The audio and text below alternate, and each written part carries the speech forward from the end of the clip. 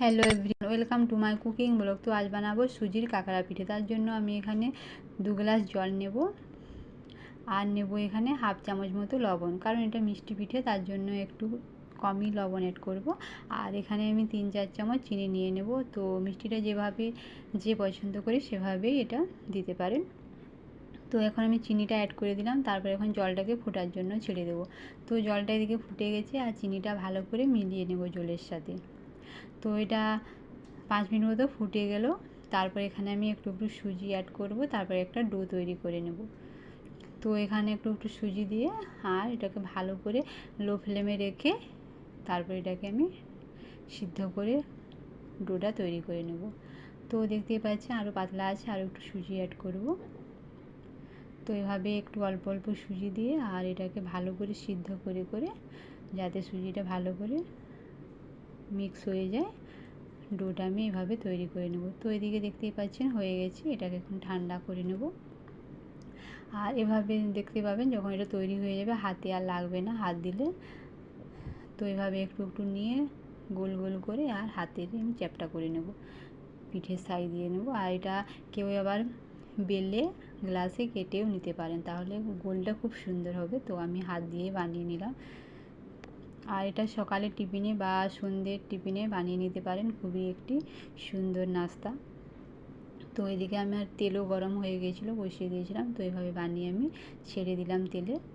তো দেখতেই পাচ্ছেন খুব সুন্দর ফুলে যাচ্ছে এপিট ওপিট। তারপরে এপিট ওপিট করে ভালো করে লাল লাল করে একটু ভেজে নেব। তো এটা একটু যখন ভাজবো মিডিয়াম টু লোয়ে রেখে ভেজে নেব। তো দেখতেই পাচ্ছেন একবার হয়ে গেল। এভাবে সব কটা পিঠে আমি বানিয়ে নেব। তো একবার যে রেখে দিলাম, তারপর আবারও বানিয়ে নিয়েছিলাম, আরেকবার ছেড়ে দেবো। তো যতগুলোই দিচ্ছি খুব সুন্দর পুরো গোল গোল ফুলে যাচ্ছে।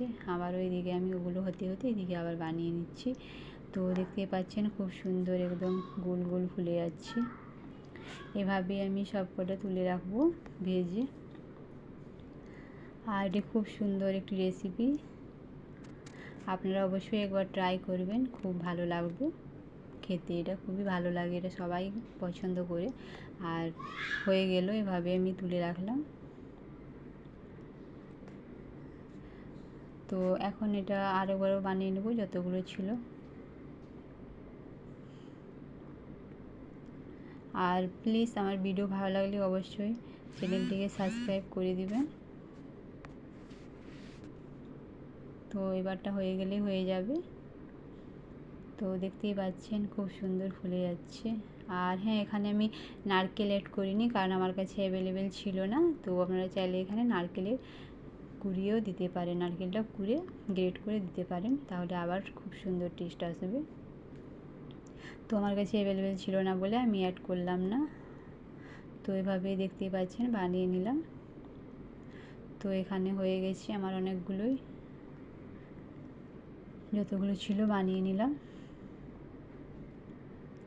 এরপর আমি একটা প্লেটে সাজিয়ে নেব। তো দেখতেই পাচ্ছেন খুব সুন্দর, এগুলো না খুব সুন্দর নরম হয়। তো কেমন লাগছে অবশ্যই কমেন্টে জানাবেন।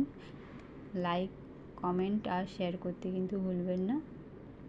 সবাই ভালো থাকবেন, সুস্থ থাকবেন। তো দেখতেই পাচ্ছেন কতটা নরম সফট হয়েছে পিঠেগুলো, একদম নরম স্পঞ্জের মতো।